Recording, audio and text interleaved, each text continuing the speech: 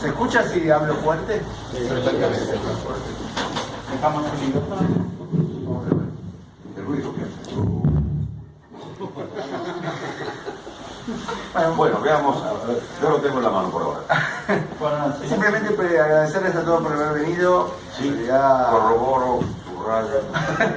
sobre todo agradecerle a José por haber venido y darnos este gusto.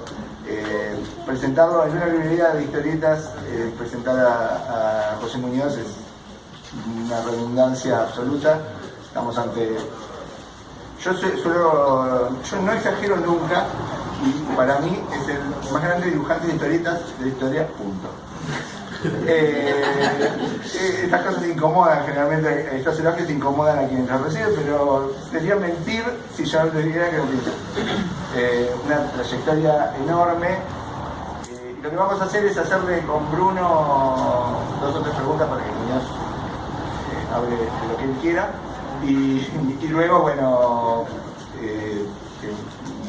tiene algunos ejemplares. Y la primera pregunta que habíamos... Está apagado ahora, ¿no? Porque estaba haciendo... Pero, a ver, prendelo, Juan. Es difícil de saber. A ver, pues, Se escucha bien igual. hablemos naturalmente, ¿verdad? Sí, creo que sí.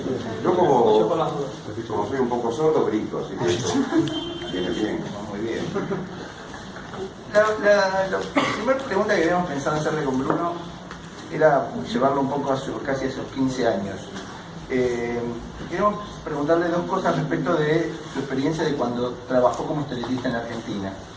Por un lado, ¿cómo recuerda su relación con la generación de Prat, de Solano, de Breccia? Y cómo era un poco Una generación maravillosa. Sí, ¿no?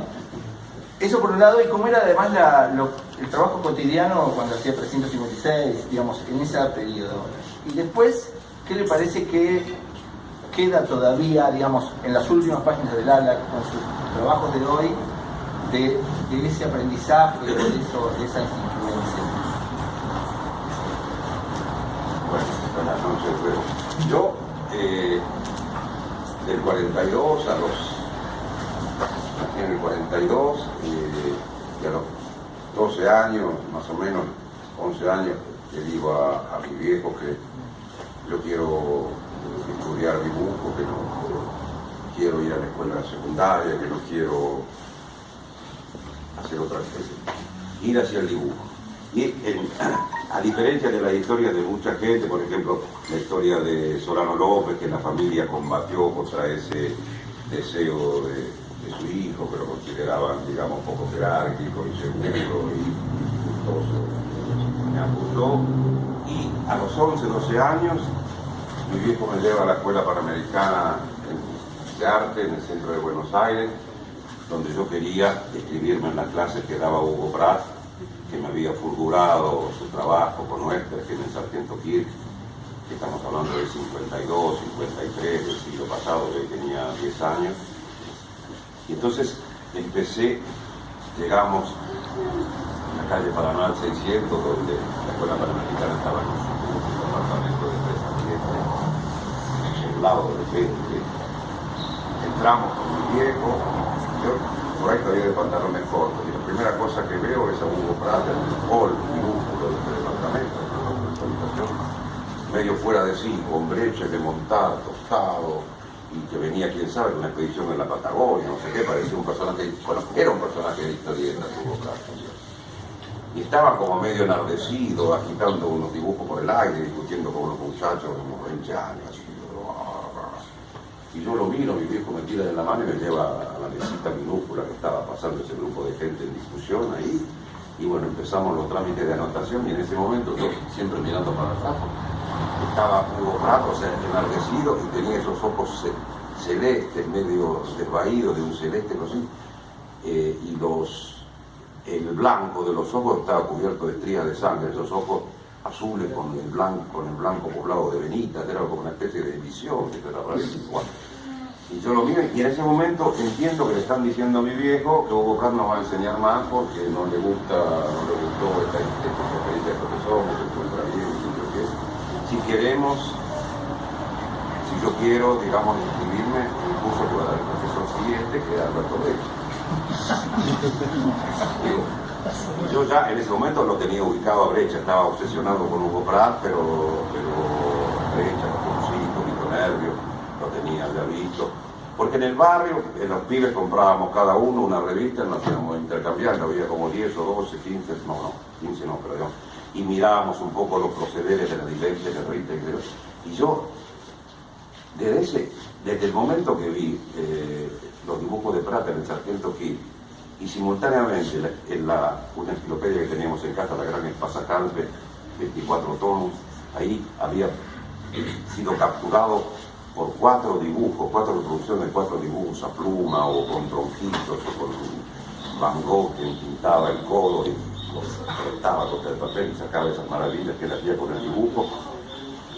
Yo estaba ahí imbuido en la excelencia del dibujo almista, o sea, que posee alma y esa alma respira desde la profundidad de cada línea, desde el espacio que hay entre una y otra, la manchita. Como, por ejemplo, de este trabajo de Van Gogh se realizaba un paisaje de melodía francesa de la costa y los arbustos y los arbolitos estaban como respirando, estaban moviéndose en mi imaginación. Era la maravilla de la vida depositada por los gestos de las personas que dibujaron y dejaron los dibujos y se fueron. Y para mí el fenómeno era similar entre los dibujos de Pratt y esos dibujos de Van Gogh. En un momento, me acuerdo que yo me levantaba a la mañana, iba a abrir la enciclopedia y buscaba la página de las 4 reproducciones porque yo sabía que cuando yo abriese esa página, la brisa que peinaba la hierba en el dibujo de Van Gogh iba a volver a pasar. Y estas son imaginaciones de un artistoide excitado también, pero lo que hay es la maravilla del alma depositada en los trabajos de la creación. Cuando suceden ese tipo de transferencias espirituales donde vos depositas tu temblor en Pratt, en Brecht, en Van Gogh, o sea, me crié en esa maravilla, o sea, renací en esa maravilla. Antes había frecuentado con mucho placer, mucho placer de lector y de mirador, las cosas de Disney, sobre todo el bichito Buki, que era una parejita de insectos que vivían en un zapatón de 2 pisos, las ventanitas tenían como cortinita, el zapato con chimenea, que con Nina hemos hablado siglos de ese tipo de inspiración temprana que tuvimos, de todo el delirio, digamos, de los desechos de la humanidad. Era un campo de desechos y estos 12 bichitos tenían su casa con otros amigos ahí que vivían en teteras, en cafeteras, ¿viste? Nine, por ejemplo, ¿no? Nine lo mantuvo. Exacto, él persistió, y ahí, digamos, nos comprendíamos los amores, las pasiones que habíamos invertido, cómo habíamos invertido nuestras pasiones. O sea, con Nine jugábamos entre maravillas en la conversación y el placer de la amistad.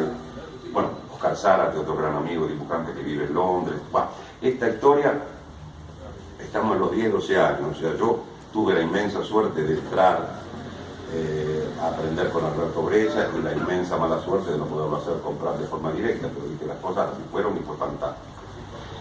Entonces ahí yo ya empecé a entrar, digamos, ya en las cercanías. Tuve 2 años en la Panamericana hasta que mi familia me lo pudo financiar y luego Brecha me siguió viendo en su casa de Aedo, yo iba, lo consultaba, le daba mi directivo, estábamos en una situación problemática en la familia, pero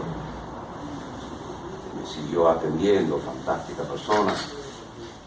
Y luego en un momento determinado, yo que estaba en dificultades extremas, mi familia, yo necesitaba trabajar, estaba viendo trabajos que no me gustaban mucho y llego un día así medio temblando a lo de Brecha y le digo, pero usted, y Pereira también, digo, pero se podría ver si una de esas yo quisiera, con la cabeza baja, conseguir algo dentro del campo.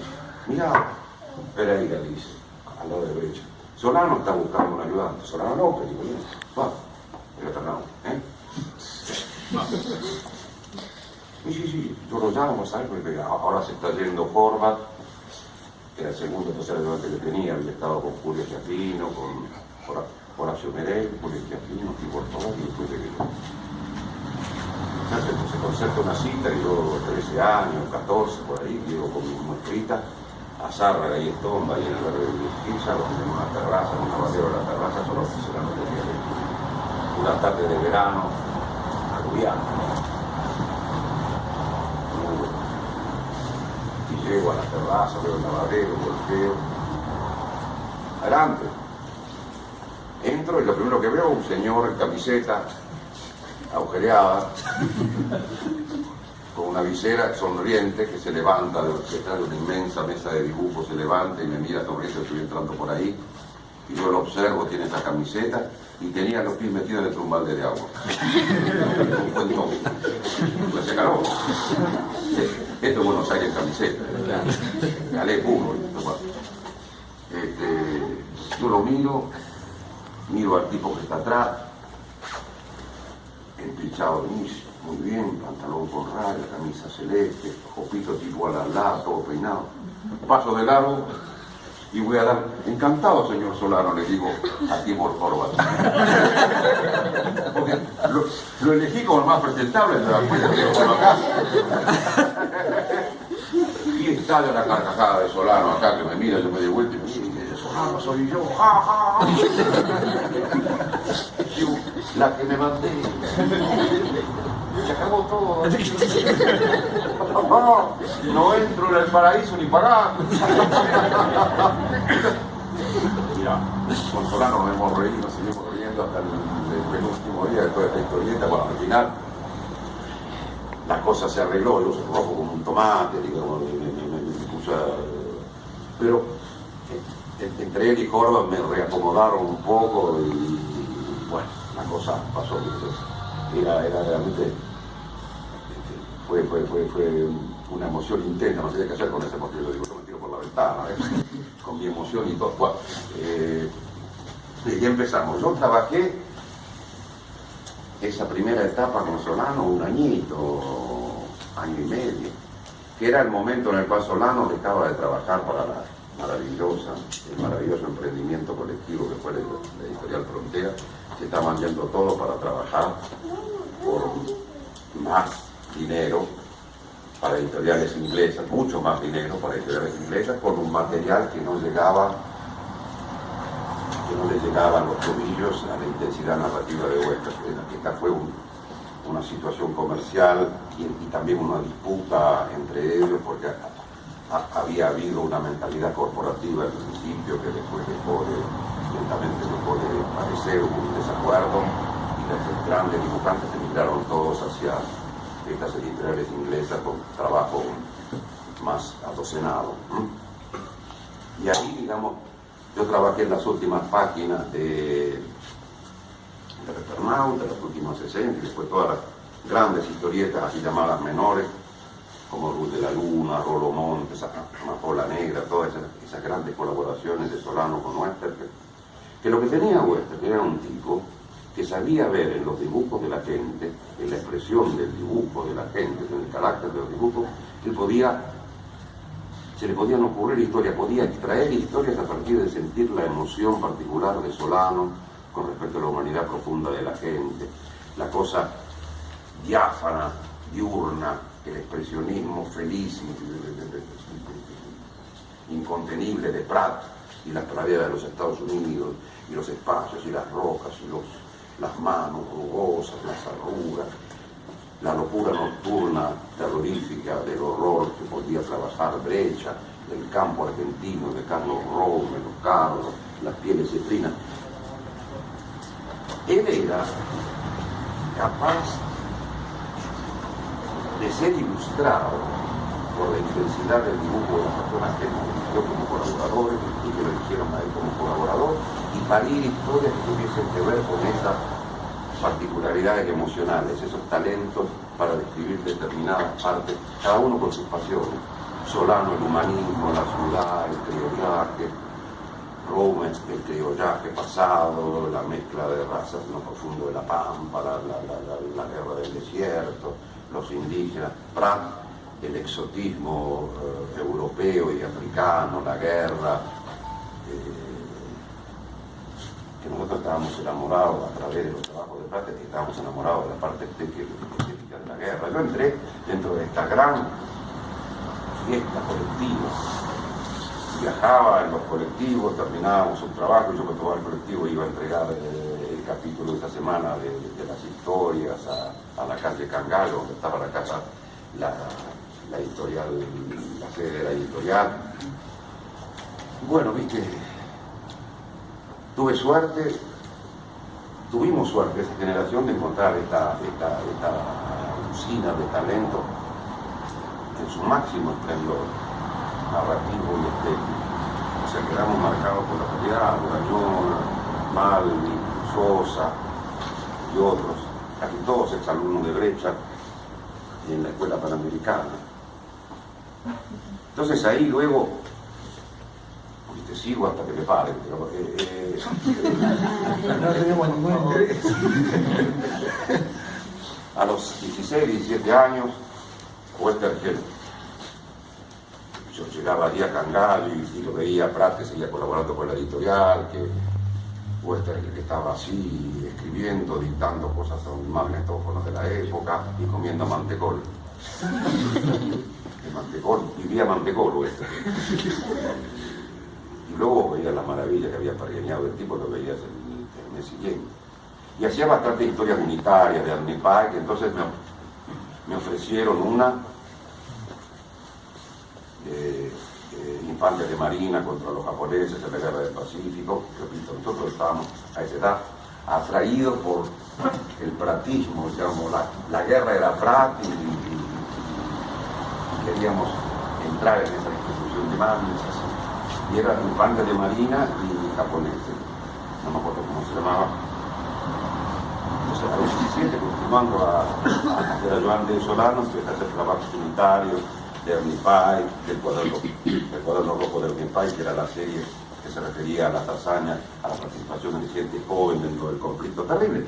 Estábamos en la guerra, era la guerra, pero no para nosotros, la guerra no era la guerra, era un campo era atractiva estéticamente, ¿viste? Después estas cosas, hoy ya tengo una ponchada de años y me acuerdo de aquel pibe que veía de pronto en una explosión que desintegraba casas y bienes humanos, una serie de manchitas bien distribuidas.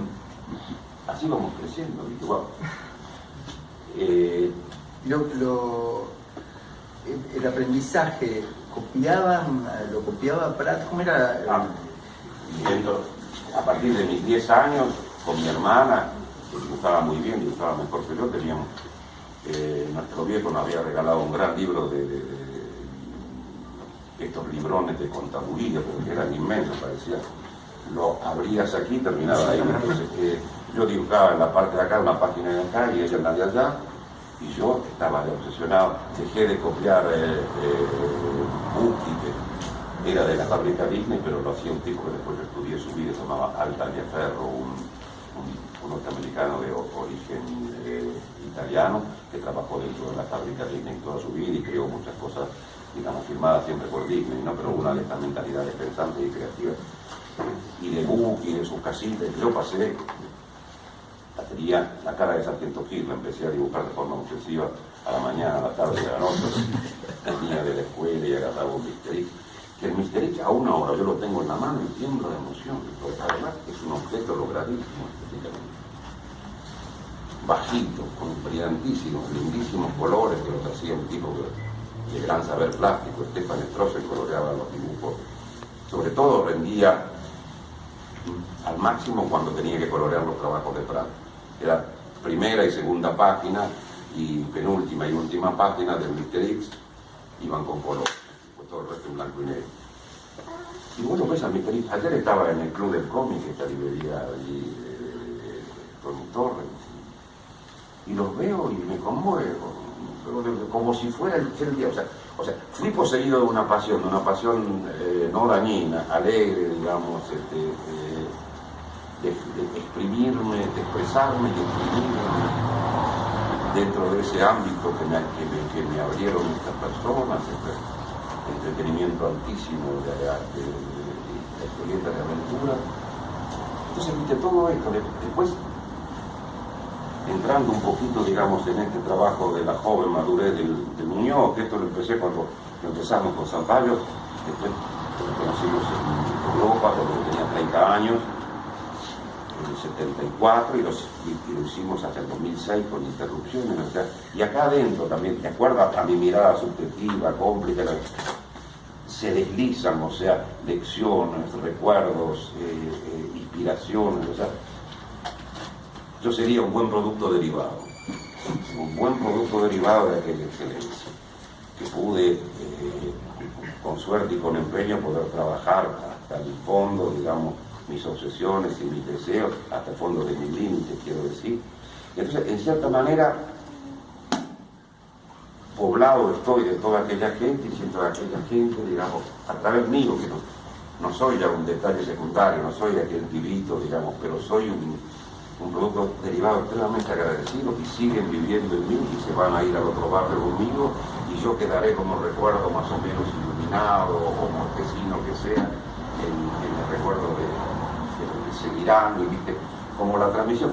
Esto del dibujo, ¿qué es el dibujo? Digamos, es una cadena infinita de emociones objetivadas en las paredes, en los papeles, en lo primero que encontrábamos a mano, desde el principio casi de la era consciente.